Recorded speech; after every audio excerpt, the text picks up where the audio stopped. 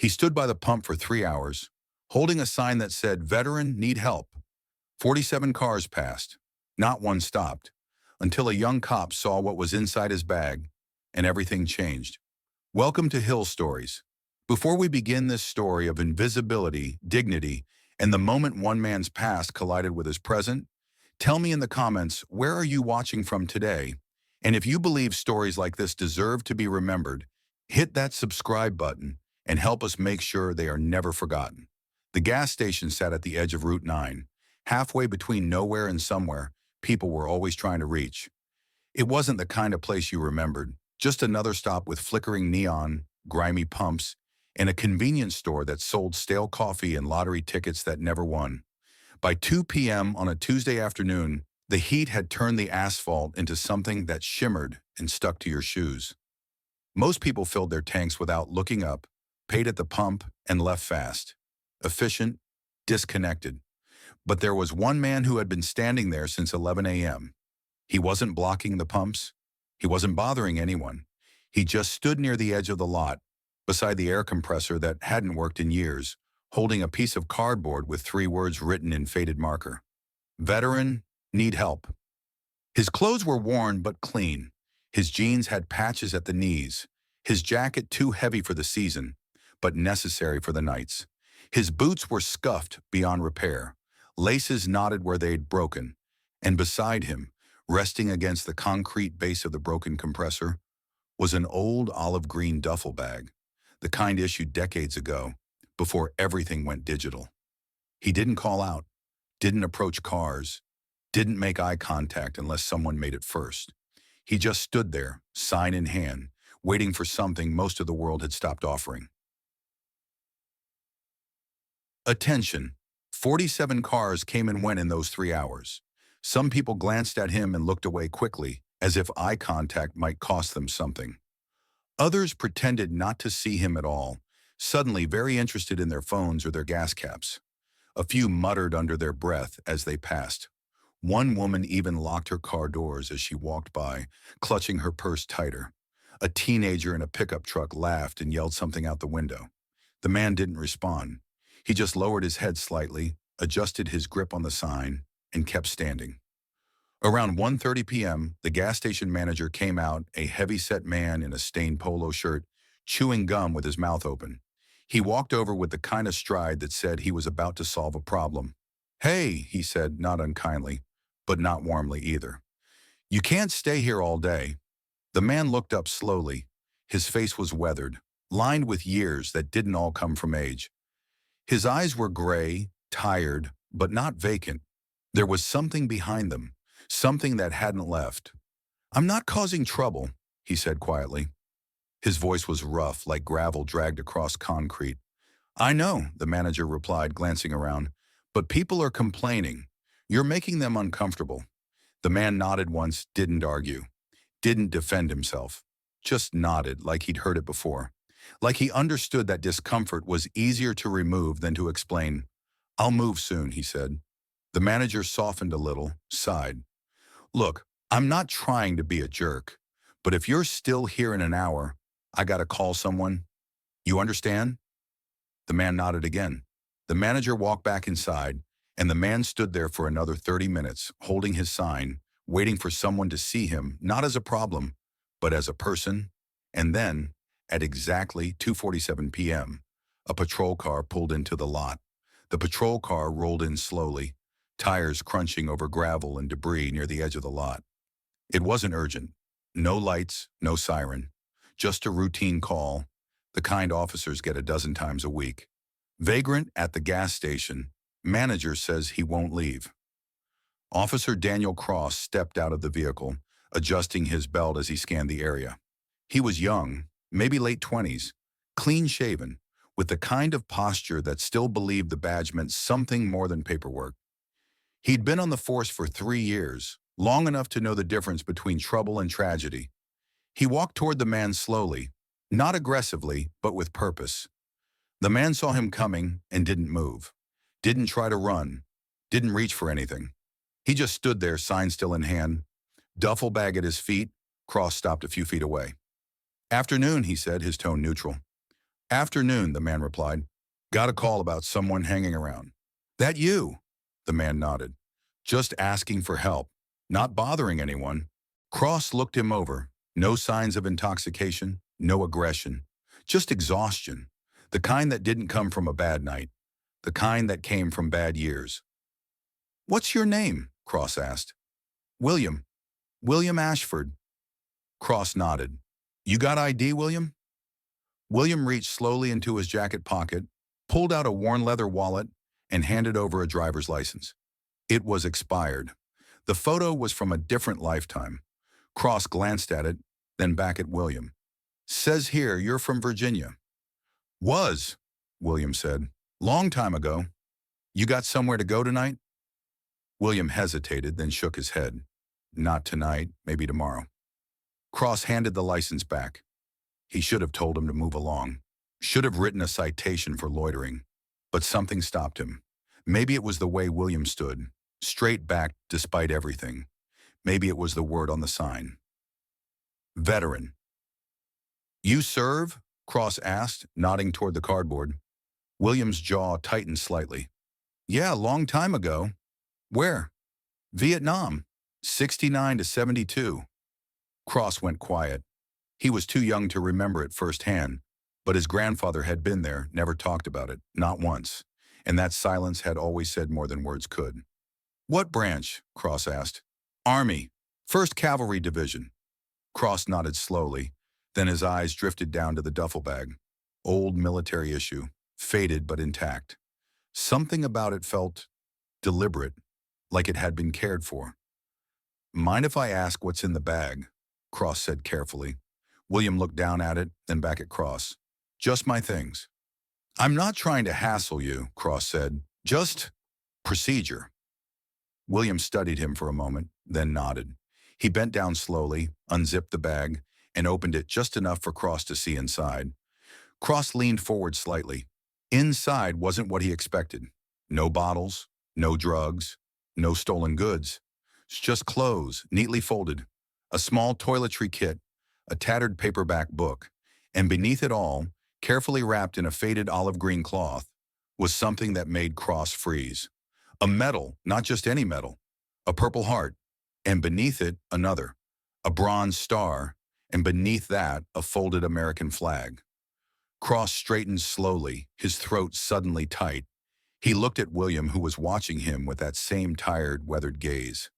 You, Cross started, then stopped. He didn't know what to say. William zipped the bag back up slowly, stood, and said nothing.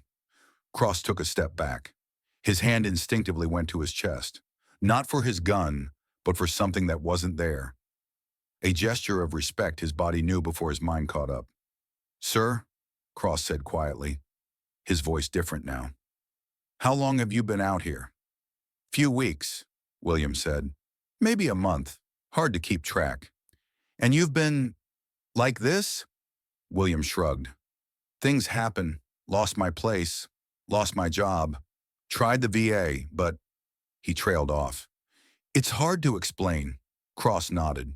He didn't need the explanation. He'd heard enough stories, seen enough men fall through the cracks. Stay here, Cross said suddenly. Don't move. I'll be right back. William didn't respond, just stood there as he had for hours. Cross walked quickly back to his patrol car, grabbed his radio, and made a call. Not to dispatch, to someone else. 20 minutes later, another car pulled into the lot. Not a patrol car, a dark blue sedan, clean but not flashy. The door opened and a man stepped out. He was older, maybe mid-50s, with graying hair and a thick frame. He wore jeans, a button-down shirt, and a leather jacket with a small patch on the shoulder. Not decorative, earned. His name was Paul Decker, retired Army, former first sergeant. He ran a small veteran outreach program out of his garage, funded mostly by donations and stubbornness. Cross had called him because he knew Decker didn't just help veterans. He honored them. Decker walked over to where Cross and William were standing. He didn't say anything at first, just looked at William, then at Cross, then back at William. This him? Decker asked. Cross nodded. Decker stepped forward, extended his hand. Paul Decker, 1st Cav, 85 to 95. William hesitated, then shook his hand. William Ashford. First cab, 69 to 72. Decker's expression didn't change, but something in his eyes did recognition. Respect. You flew? Decker asked. William shook his head. Ground crew. Medevac operations. Decker nodded slowly. Then you saved more lives than most of us ever saw. William didn't respond, just looked down. Decker turned across.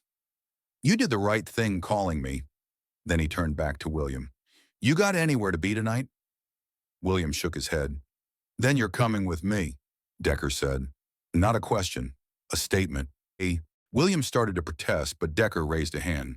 I got a hot meal, a clean bed, and a shower that actually works. You don't owe me anything, but you're not spending another night out here. Not on my watch. William's jaw tightened. His eyes glistened slightly, though he didn't let anything fall. I don't need charity, he said quietly. This isn't charity, Decker replied. This is what we do. We take care of our own. William stood there for a long moment, holding that sign, staring at the man in front of him. Then slowly he lowered the cardboard, folded it once, and set it on the ground. Okay, he said.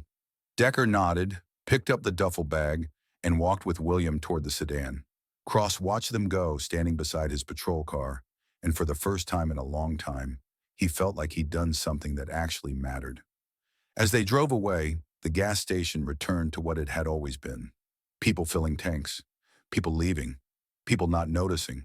But somewhere in that sedan, a man who had been invisible for years was finally being seen. The ride was quiet at first. William sat in the passenger seat, hands folded in his lap, staring out the window as the highway blurred past. Decker didn't push, didn't ask questions, just drove. After about 10 minutes, Decker finally spoke. You hungry? William nodded slightly. Yeah. Good. There's a diner up ahead. Nothing fancy, but the food's real. They pulled into a small roadside diner with vinyl booths and a jukebox that hadn't worked since the 90s. Decker led the way inside, and they sat in a corner booth near the back. A waitress came over, tired but kind. Decker ordered 2 coffees and told William to get whatever he wanted. William ordered a burger, fries, and water. Simple, grateful. When the food came, William ate slowly, carefully, like someone who hadn't had a real meal in a while. Decker watched quietly, sipping his coffee. How long were you out there? Decker asked after a while. William swallowed, wiped his mouth. Couple months, maybe more. What happened? William set his burger down, stared at the table. Lost my job. Factory closed. Couldn't make rent, tried staying with a friend, but that didn't work out. Ended up on the street. You try the VA? William nodded. Waited 6 weeks for an appointment. When I finally got in, they said there was nothing available. Told me to check back in 3 months. Decker's jaw tightened, but he didn't interrupt. I tried shelters, William continued, but most of them were full, or they had rules I couldn't follow, so I just kept moving. And the medals? Decker asked gently. William looked up. Never sold them. Never will. They're not mine to sell. Decker nodded. Who were they for? William's voice dropped. My crew, the ones who didn't make it home. Silence settled between them, heavy but not uncomfortable. You carried them out, didn't you? Decker said quietly. William didn't answer right away. Then barely audible. Not all of them. Decker reached across the table, placed a hand on William's shoulder. But you tried, and that's what matters. William's eyes glistened again, but this time one tear fell. He wiped it quickly, embarrassed. It's okay, Decker said. You don't have to hide it here. They sat there for a while longer, 2 soldiers from different wars, connected by the same silent understanding. When they finished, Decker paid the bill, and they got back in the car. Where are we going? William asked. My place, Decker said. But first, there's someone I want you to meet. They pulled up to a small community center on the edge of town. The parking lot was half full, and inside a group of men and women sat in a circle talking quietly. Decker led William inside. As they entered, a few heads turned, then a few more, then everyone. One man stood up, then another, then all of them. They weren't saluting, they weren't applauding, they were just standing silently, In recognition, William stopped in the doorway, confused. Decker leaned in and whispered, "This is our group, veterans, all branches, all eras. We meet twice a week, and tonight, you're one of us." A woman walked over, older with kind eyes. "Welcome home," she said simply. William's throat tightened. He tried to speak but couldn't, so he just nodded. And for the first time in years, William Ashford didn't feel invisible. He felt seen. 3 months later, William stood in front of a small apartment, keys in his hand. It wasn't much. One bedroom, a small kitchen, a couch that had seen better days. But it was his. Decker stood beside him, arms crossed, grinning. "Not bad, huh?" William shook his head slowly, still processing. "I don't know how to thank you." "You don't," Decker said. "You just keep going. And when you're ready, you help the next guy." William nodded.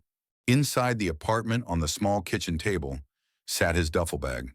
The medals were still inside, still wrapped carefully. But now beside them was something new, a job offer, part-time work at the Veterans Center, helping others who had fallen through the cracks. William picked it up, read it again, and smiled. Not because he had been saved, but because now he could help save someone else. William Ashford stood at a gas station for 3 hours, holding a sign, invisible to a world that had forgotten him. But one officer stopped. One call was made, and one life was changed forever. He didn't need a parade. He didn't need recognition.